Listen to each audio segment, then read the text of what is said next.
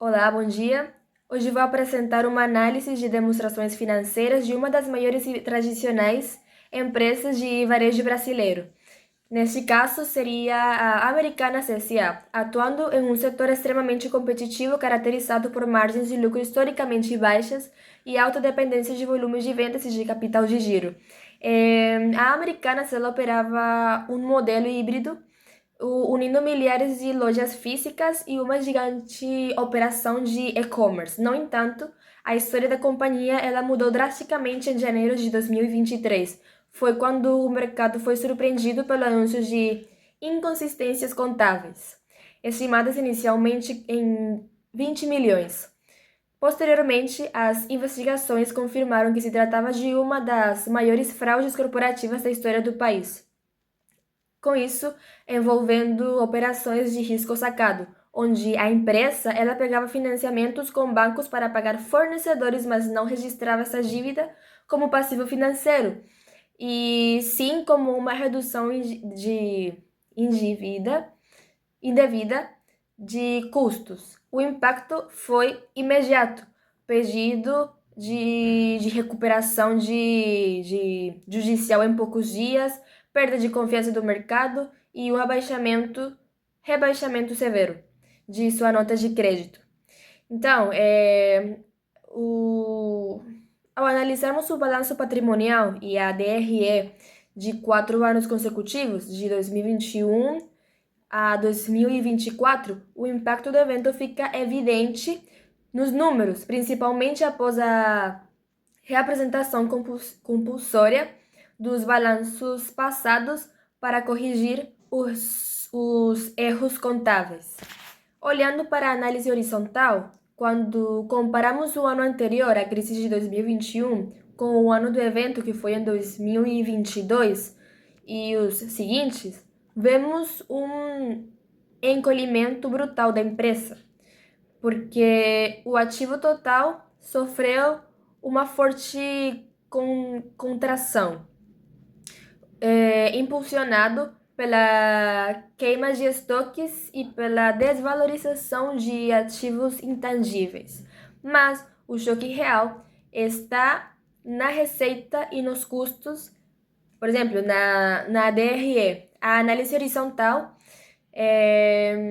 aponta uma queda livre nas receitas líquidas nos anos subsequentes ao fraude, reflexo da perda de parceiros no marketplace e do fechamento de lojas físicas para estancar a sangria de caixa.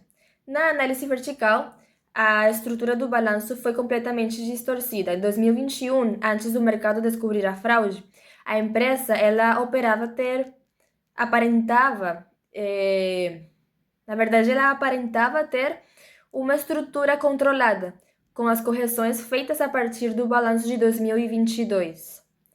O passivo circulante, as dívidas de curto prazo, engoliu quase a totalidade do passivo da empresa, chegando a representar mais de 80% do total de origens de recursos.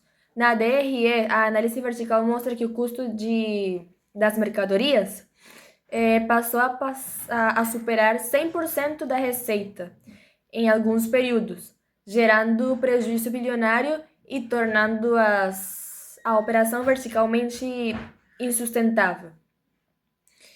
Agora, fazendo uma análise dos indicadores financeiros, essa distribuição de valor fica nítida quando calculamos os indicadores trabalhados em aula, divididos em 4 grandes blocos. O primeiro bloco é o de liquidez. Em 2021, os índices de liquidez corrente e seca mostravam uma empresa que, teoricamente, conseguia cobrir suas obrigações.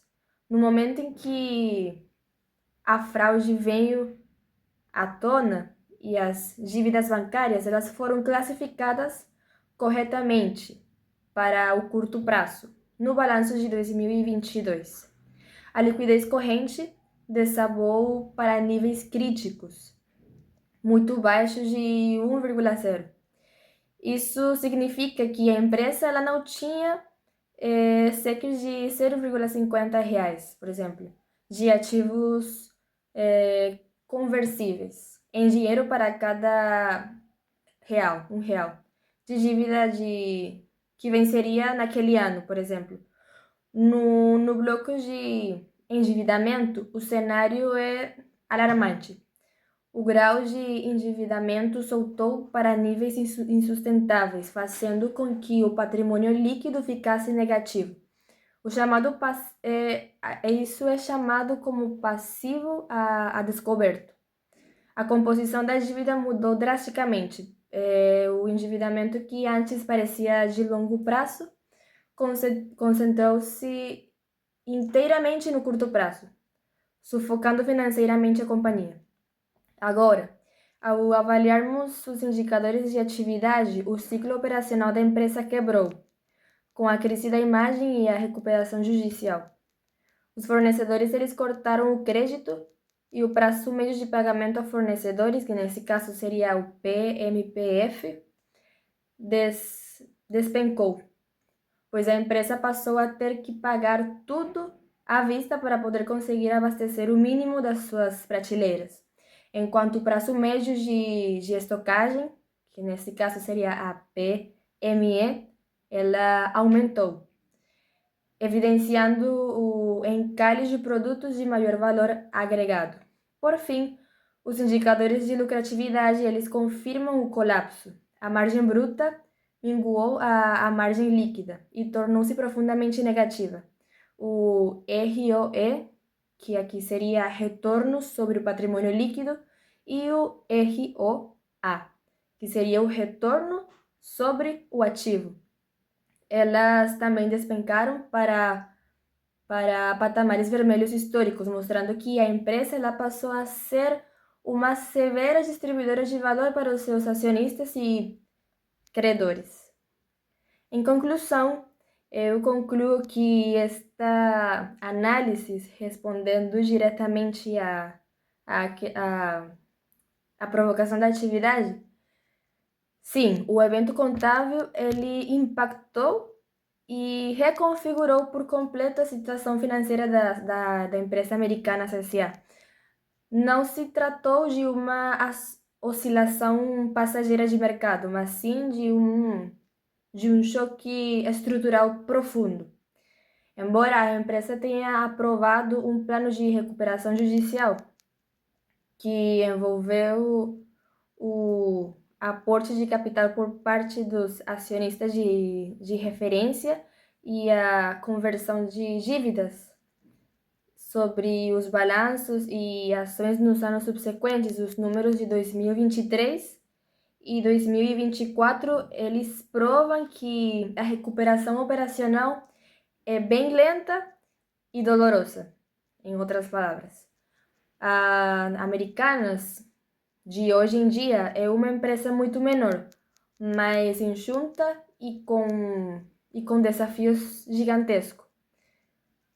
Tanto de agora reconquistar a rentabilidade é um setor que não perdoa erros. Então, esse caso ele deixa uma lição acadêmica de mercado fundamental.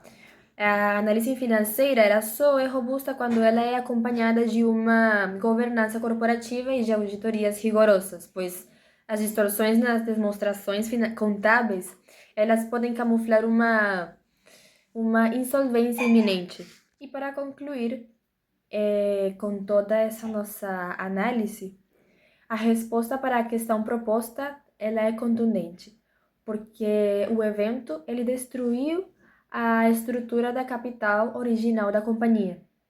A inversão completa dos indicadores de liquidez e o colapso das margens de lucratividade nos anos subsequentes, elas provam que a operação da forma como ela foi desenhada era insustentável sem os bilhões acumulados com o risco sacado. O que os balanços de 2023 e 2024 revelam é uma tentativa de estancar o sangramento sacado, o sangramento financeiro, por meio das conversões da dívida em ações e renegociação com os credores. Portanto, o impacto foi profundo, foi permanente e ele serve como um alerta acadêmico prático.